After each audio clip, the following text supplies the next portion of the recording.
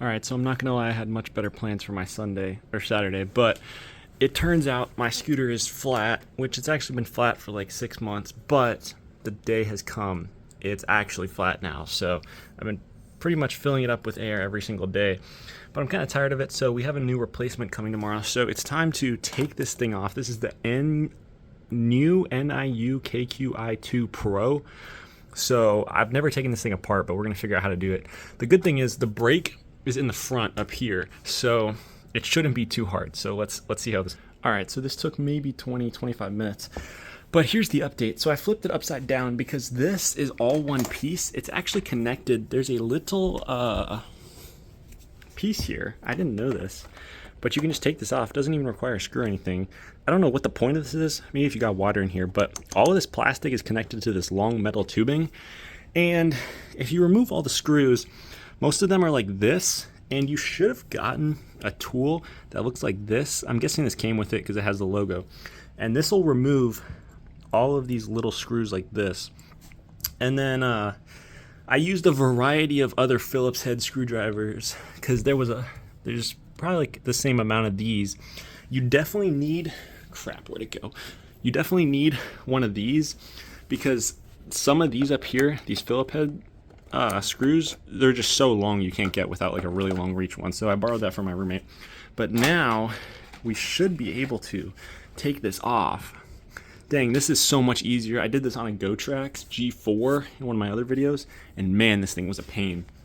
But it looks like we already have access to our two whatchamacallits here to take this off. So it looks like we're gonna have to undo this wiring here, but yeah, let's do some more exploration. This top piece was really not that bad. As long as you've got one of these and one of these and maybe like some more tools, just a general tool set, you should be good. All right, we're back. That actually wasn't too difficult. So we had these washers or whatever. I guess maybe this is a washer, I don't know. On this, it was previously attached like this. And your chances of doing this without like a vice grip or something is pretty much zero because this was so tight. I had to use almost my full body force, which is pretty significant. So now that we have the tire out, we can, I'm thinking, unscrew these, and then it should separate the internal components, which will allow us to take the tire off. So let's go ahead and try that. All right, so we got a slight problem on our hands. So these screws are actually in so tight. I got one of them out, unbelievably. But it's in so tight, not only did trying to remove them completely round them out, it also destroyed the tool almost entirely. So I don't think I have any more tools to be able to take this apart, especially because now the inside is completely round basically. So we're gonna have to figure out a creative solution to this. All right, so long story short, these screws were never coming up. So I used a knife, which actually broke in the process, but it's still a knife. And as Newton's third law of thermodynamics explains, nothing will stop a good knife. So I've cut open the tire because I realized it's do or die time. This tire wasn't taking me anywhere further, so we got to get this thing off. So I've managed to cut the tire. I haven't gotten all the way through yet, but I have gotten to the point where I can separate it from the rim. So we're getting close. I'm going to keep doing this. If this video is never completed, I probably got sent to the ER, but I think we're making good progress. All right, success. So we weren't able to cut through it, but that required us to get creative in other ways. So I decided to just cut the entire tire, which now leaves us two parts. So I can, boom, there's one part taken care of. I don't know what this is, but I've probably consumed about 8,000 chemicals that would get me cancer if I lived in California. But the good thing is I don't, so I think I should be fine. Now I just need to figure out how to unplug this so I can get this piece off. Because by completely malforming the tire, we were just able to pretty easily push it off of the rim here. So despite a couple, okay, aesthetics wise, this scooter's a year old anyway, no worries here. I'm gonna figure out how to unplug this so that we can take this thing off. All right, so mission successful. I realized I was thinking too small. You know, we've had to get creative with every other step of the journey here. So instead of trying to get this wire unplugged, which would take, I don't know, 10 minutes, I could just put it back on and then take it off the other side. So this is a successful removed tire right here. I would not recommend driving it like this, but we've got the next part coming at 4 a.m. tomorrow, so I can't wait to get this tire on and see this thing moving again.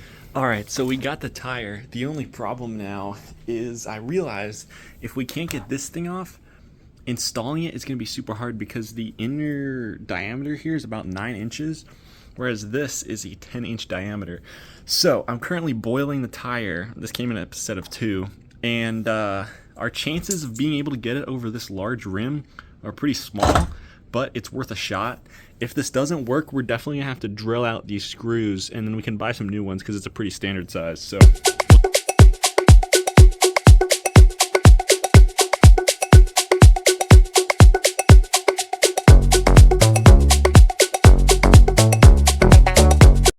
And there you have it. So all it took was a beer, about 30 minutes of boiling this, and 2 attempts. And just using brute force and a lot of dish soap. I lubed up the whole thing with dish soap, the interior of the tire, everything. Just, you know, it's already a messy operation, so I just use a ton. And then I was able to just push it on using brute strength. Didn't even need 2 people, so this was, I mean, it took some time, but it wasn't too bad. I was pretty confident it would be able to happen. And this tire specifically, I'll include a picture of it. The specific one I ordered, it came with this metal rod, which was actually super useful because I was able to get the tire on, but in order to get it like fully aligned on this lip, all I had to do was get in there, push it up, and I could just I did it like 4 times and I was able to get the full tire on. So now we just need to reassemble this and we're gonna be good to go. All right, so still in the process of putting it back on, but I realized that we actually have these different kinds of washers. So I don't remember how I took these off, but I would imagine it goes facing down on the inside. So I've got this piece on this side right here, and I got the thin washer here, which is just a normal piece. And then lastly, of course, is this bolt right here. So make sure your wire, of course, is not like bent really weird, like you might have like flipped it by accident. So but now we can just put this back on. All right, it's fully screwed back on, pretty tight, and it looks good. This is actually a thicker tire than the manufacturer came with. This one is a -6, or no, it's a 10 by 2.3, so 10 inches in diameter at the thickest point, I believe, and then 2.3 inches side by side. This is a 2.5 inch, I believe, but it's perfectly fine. As you can see, there's still plenty of room. You could probably even get bigger tires, like a 2.65 or 2.7.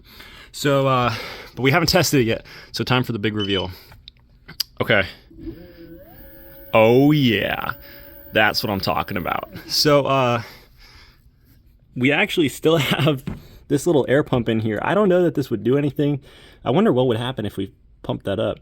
But I just never felt like removing that. Now we just need to put in the final cover and we are back in business. And boom, just like that, we've got the cover and the kickstand back on. So in case you're wondering what the screws look like, it's Phillips head,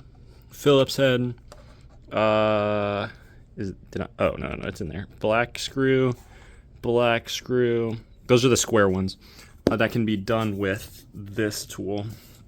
Then the kickstand, black screw, Phillips screw. Okay, so it's basically, the way you could think of it is whenever it's going into the plastic, you're using one of these gray ones. Whenever it's going into the metal, use one of the black ones. So it's 2 Phillips, black, 2 Phillips. I lost one over here, probably because I did this entire operation on my carpet. But as Boeing would say, do you really need the last screw? Probably not. So anyway, that is a successful replacement of the back tire, just to prove that it is working. In fact, oh yeah, we are chilling now. We just took a scooter that we could not use, and for 30 bucks and a little bit of ingenuity, we got ourselves a new tire on here. So this thing should last us pretty much indefinitely. So thanks for watching.